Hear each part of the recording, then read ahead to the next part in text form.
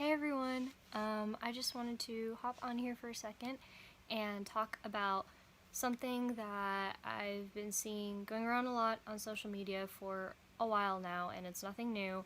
But I kind of just want to talk for a second about my thoughts regarding the whole body positivity culture and movement and kind of stuff like that.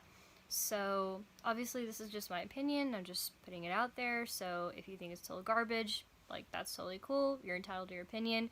But just wanted to share some personal thoughts about it, kind of like show a different angle that, people might not have thought about before. So, a lot of companies recently have been promoting the idea of body positivity, which is pretty straightforward.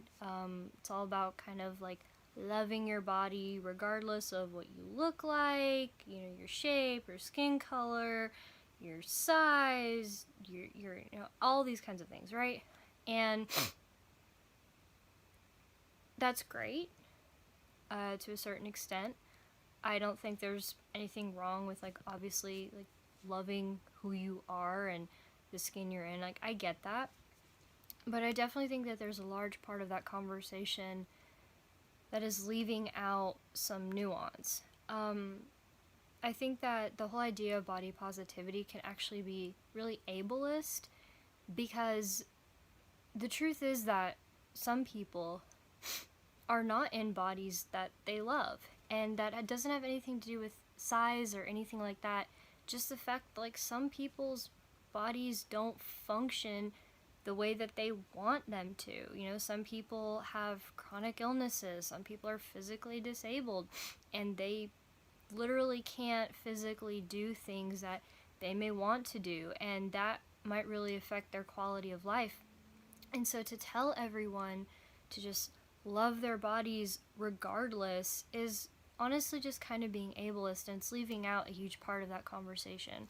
So, like, how do we kind of combat that? So for me personally, I've really enjoyed the phrase body liberation, meaning that you're kind of liberated from society's expectations of you and your body. Because, like, the whole idea of body positivity is saying that you are, again, placing this importance on your body, on your physical appearance. And again, to just be clear, like, there is nothing wrong with taking time for your appearance. Like, I personally wear makeup, like, a lot. Like, when I go out, I wear makeup, and I enjoy clothes and fashion and stuff like that. So there's nothing wrong with it.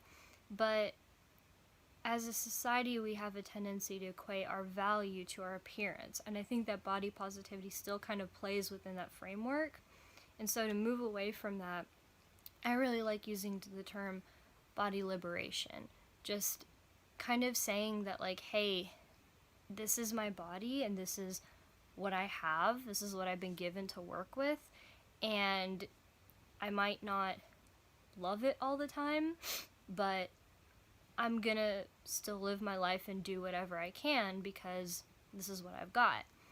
And I think for me personally, that's been really, really helpful, because I think a lot of times, especially as women, there is so much importance placed on what we look like, and what we look like actually can really impact our success in life. What kind of jobs we get, being able to go into higher positions, our success or failure in interviews. A lot of importance is placed on our appearance. And so during this time in quarantine, obviously, since no one can really leave, I've just been kind of using this time to really separate myself from conventional beauty standards, and just saying, where does my value as a person lie? And again, there's nothing wrong with enjoying makeup or clothes or fashion, because that is a form of self-expression, and I think it's great for us to really tap into that and take this inner dimension of ourselves and project it outward through this artistic expression. Like, I think that's a really beautiful thing. But to also be able to be honest with ourselves and say, how much of this is because I really want to do this, and how much of this is because I'm trying to fit some beauty norm or conventional beauty standard. And for me, I think the biggest thing was just being honest with myself about what I look like. I think that honestly just really helped me. So, like, for example, you know, I, like, this is me without any makeup on. I have absolutely nothing on. I have, like, acne all over my face. I have weird acne. It comes up at weird times. I don't know why. It just does. And I'm, like, 21, so, you know, whatever. I still break out like I'm 14, but that's okay. I have dark circles under my eyes. I, like, perpetually look like I'm tired all the time. Don't know if it's a brown thing, but that's what I look like. I have a giant fat ass nose, and I've had it my whole life. I don't have, like, one of those nice, perfect, sharp, skinny noses. I just don't. It's weird, and it's also crooked, I'm pretty sure, so looks different from one side of my face to the other. Okay? My lips, like, my top lip is, like, way smaller than my bottom lip, so it looks weird when I wear certain shades of lipstick. It's awkward. I have a double chin, which, like, everybody kind of does, but whatever. I also have, like, this weird, like, butt chin thing that I developed after I got braces, so, like, that's cool. But, you know what? This is my fucking face.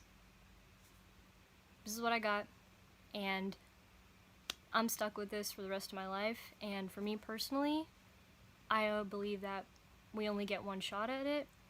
We only get one shot at life, so instead of worrying about, oh, will I look stupid if I have this on, or like, oh my god, I need to cover all this up and that, just me saying, like, honestly, fuck it.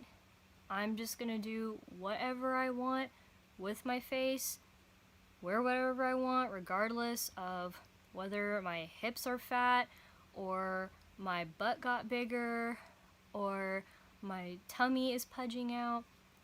Honestly, it doesn't matter, because if we took the amount of time that we spent worrying about our body and worrying about making it fit this stupid narrow perception of beauty, if we took that time and invested it in things that would actually benefit us and help us, like just being well, and I'm not talking about like health necessarily, but like just wellness, like, are we okay?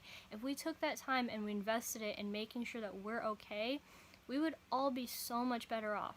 And the craziest thing about all of this is that it is literally all a social construct. If you look, even by difference of 100 years, beauty standards 100 years ago were so different than beauty standards now. It is literally all arbitrary. What we think is beautiful is honestly just social conditioning. It is what somebody told us to think, oh, you need to think this is beautiful. This qualifies as beautiful. 100 years from now, the standard might be totally different. We don't know. So instead of spending all this energy trying to worry about fitting in this narrow standard, why don't we just say, fuck it, this is what I look like, and I'm gonna do whatever I want with my appearance. And it's not going to make me determine whether or not I'm valuable based on what I was born with, genetics that I literally had no control over. So I really hope that during this time, we can all just deconstruct in our minds these stupid social constructs that we've all been raised with, and frankly, just do whatever the fuck we want.